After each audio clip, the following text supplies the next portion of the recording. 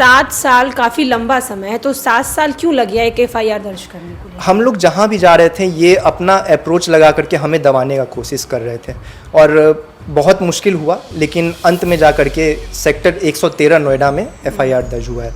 और ये लोग हैं ये ओम प्रकाश अग्रवाल, रेमंड ग्रुप पटना के रहने वाले, रेमंड ग्रुप पटना गांधी मैदान। फिर ये हैं आयुष्मान अग्रवाल, इनके बेटे, रेमंड ग्रुप पटना ये भी। फिर ये मास्टरमाइंड है अमित पांडे, जो अभी नोएडा में रह रहे हैं लेकिन बिहार के ही रहने वाले, और कई लोगों के साथ इन्होंने फ्रॉड किया हुआ है। हमने जब जांच पे ये लगाया तो कई जगह पे पता चला कि ये सिग्नेचर भी फ्रॉड करते हैं, कंपनी दूसरे का नाम करते हैं, और लगभग 2 दर्जन से ऊपर कंपनी सेल कंपनी बना रखा है इन्होंने। नमस्कार, मैं श्वेता और आप देख रहे हैं न्यूज़ फॉर नेशन। बिहार में फ्रॉड के मामले लगातार बढ़ते जा रहे हैं, फिर वो फ्रॉड साइबर क्राइम का हो या फिर अन फ्रॉड का मामला हो। लगातार बिहार सरकार फ्रॉड मामले को लेकर नए नए कानून भी बना रही है ताकि आम आदमी को इससे ज़्यादा परेशानी ना हो। लेकिन फिर भी फ्रॉड करने वाले अपराधी जो हैं वो फ्रॉड कर देते हैं और आम जनता इस फ्रॉड में फंसती हुई भी नजर आती है। हमारे साथ भी एक ऐसे ही व्यक्ति मौजूद हैं जिनके साथ एक बड़ा फ्रॉड हुआ है और अब ये मामला इलाहाबाद हाई कोर्ट तक पहुंच गया है।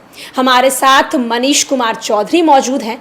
हम उनसे सबसे पहले जानेंगे कि उनके साथ किस चीज में फ्रॉड हुआ है, कितने का फ्रॉड हुआ है और फ्रॉड करने वालों के ऊपर उन्होंने किस तरीके से केस दर्ज की है और ये मामला अब कहां तक पहुंचा है। सर, सबसे पहले आपका स्वागत है न्यूज़ फॉर नेशन में। नमस्ते। फ्रॉड के मामले लगातार बढ़ते जा रहे हैं और आपके साथ भी एक बड़ा जो है वो क्राइम या फिर कहा जाए बड़ा फ्रॉड हुआ है। इस मामले को लेकर आपने अभी तक क्या कुछ किया है? ये शुरू हुआ था 2017 से। मैं उस समय कॉलेज गोइंग स्टूडेंट था, तो मेरा सपना था कि ये स्टार्टअप स्टार्ट करना है। तो उसके लिए मैंने अमित पांडे जी जो टीएनपी ग्रुप के डायरेक्टर हैं, सुजीत सिंह जी जो भारत ग्रुप के डायरेक्टर हैं, और ओपी अग्रवाल जी जो पटना रेमंड गांधी मैदान में निर्देशक हैं, उनसे मैंने कांटेक्ट किया था। तो उनके हेल्प से मैंने एक कंपनी खोला, समर चौधरी इंफ्राटेक करके। अब उसमें क्या हुआ, जब कंपनी खुल गया तो इन लोगों ने कहा कि अब कंपनी खुल गया है तो आपको एक परमानेंट प्लेस चाहिए जिसमें आप कंपनी चलाएंगे।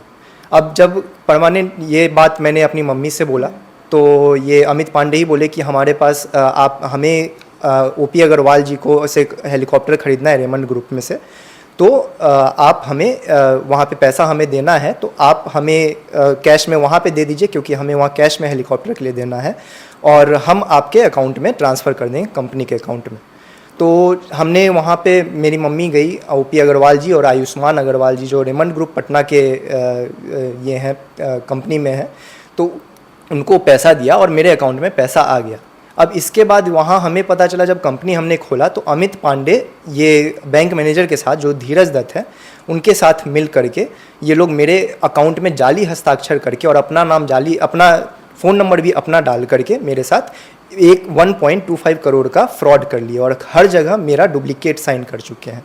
इस मामले में हमने कई बार पुलिस से कांटेक्ट भी किया पिछले 7 साल से लड़ करके, और लास्ट में जा करके 31 मई को 2024 में हमारा एफआईआर दर्ज हुआ है, जिसमें हमें लक्ष्मी मैम जो कमिश्नर ऑफ पुलिस नोएडा हैं उनका काफ़ी हेल्प मिला। इनने उच्च स्तरीय जांच किया और पाया कि ये मेरा जो एलिगेशन है वो सही है।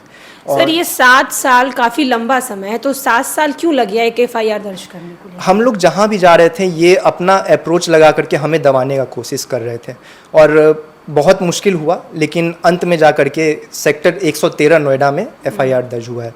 और ये लोग हैं ये ओम प्रकाश अग्रवाल, रेमंड ग्रुप पटना के रहने वाले, रेमंड ग्रुप पटना गांधी मैदान। फिर ये हैं आयुष्मान अग्रवाल, इनके बेटे, रेमंड ग्रुप पटना ये भी। फिर ये मास्टरमाइंड है अमित पांडे जो अभी नोएडा में रह रहे हैं लेकिन बिहार के ही रहने वाले, और कई लोगों के साथ इन्होंने फ्रॉड किया हुआ है। हमने जब जांच पे ये लगाया तो कई जगह पे पता चला कि ये सिग्नेचर भी फ्रॉड करते हैं, कंपनी दूसरे का नाम करते हैं, और लगभग 2 दर्जन से ऊपर कंपनी सेल कंपनी बना रखा है इन्होंने। तो इन्होंने और किसी के साथ अगर फ्रॉड किया है तो वैसे कोई आपके मतलब जानकार में आए हैं जिनके साथ इन्होंने ऐसी पहली हरकत कर चुके हैं? जी, ये सिविल एविएशन में इनका कंप्लेन और लोगों ने कर रखा है, जो कि आगे इन्वेस्टिगेशन और पुलिस जब करेंगे तो और आगे सामने आएगा। हमने अपना सारा जितना भी हमारा डॉक्यूमेंट था वो सब हमने पुलिस को दे रखा है और अभी कुछ दिनों में मैं जाऊंगा अपना फिर से दोबारा से अपना स्टेटमेंट दूंगा वहाँ पे। आप इनके कांटेक्ट में कैसे आए थे सर? ये मतलब कई नामी लोग हैं ये लोग कंपनी के, और थोड़ा मतलब हमारा जान पहचान था, जैसे मेरे फैमिली मेम्बर जानते थे इनको। तो हमने जब स्टार्टअप करने का मेरा मन हुआ तो मैंने अपने घर पे बताया कि पापा ये स्टार्टअप, मम्मी मतलब मेरा मन है कि कॉलेज में है तो स्टार्टअप स्टार्ट करना है, कुछ नया करना है। तो उस समय ये हुआ कि घर वाले लोग इनसे मिलवाएं कि ये लोग पहले से नामी है, कई सारा कंपनी है इनका और कई नाम पहले से जानते हैं, तो इनके थ्रू हम लोग को मतलब तुम्हें हेल्प मिलेगा, जो गाइडेंस मिलेगा। तो इस वजह से हमने इनसे हेल्प मांगा था। जिन्होंने इनके बारे में आपको बताया था वो लोग आपके करीबी रिश्तेदार जी, ही जी, होंगे, जी। तो क्या उनको नहीं पता था कि वो इस तरीके से मतलब फ्रॉड करते हैं लगातार लाखों नहीं, लोगों को? देखिए, क्योंकि इनका नाम बहुत बड़ा था और हम लोग बिहार के रहने वाले, ये लोग नोएडा में, तो नाम के चक्कर में हम लोग को ये लगा कि जब इतना कंपनी है तो हो सकता है कि हमें हेल्प मिलेगा, और इस एवज में हमने इनसे हेल्प मांगा था। क्योंकि कई सारा कंपनी इनका ऑलरेडी भारत ग्रुप है, पूरा ट्रांसपोर्ट का बिहार में काम करते हैं, महाराष्ट्र, यूपी ये सब में काम करते हैं। तो हमें लगा कि काफ़ी मतलब अच्छा है, जो हमें गाइडलाइन दे सकते हैं नया कंपनी स्टार्ट करने में, स्टार्टअप कुछ नया सीखने में। तो इस चक्कर में हमने इनसे हेल्प मांगा था। आपको क्या उम्मीद है कि अभी जब केस आपका ले लिया गया, एफआईआर करवा लिया गया, तो आपको क्या लगता है? टाइम लगा, लेकिन हमें मतलब यकीन है कि हाई कोर्ट और ये सब, क्योंकि हमने कोर्ट में भी केस किया है, पुलिस भी अब हमारा मदद कर रहा है, तो यकीन है कि न्याय मिलेगा आगे। आप आम जनता को किस तरीके से इन सारे फ्रॉड से बचने के लिए कुछ अगर बता दीजिए, क्योंकि लगातार फ्रॉड के मामले जो हैं वो सामने आते रहे और आपके साथ तो ऐसा हुआ है, तो किस तरीके से लोग इससे बचें? जहाँ भी जो भी चीज़ कीजिए उसमें कॉन्शियस होकर के अपना हर चीज़ काम कीजिए।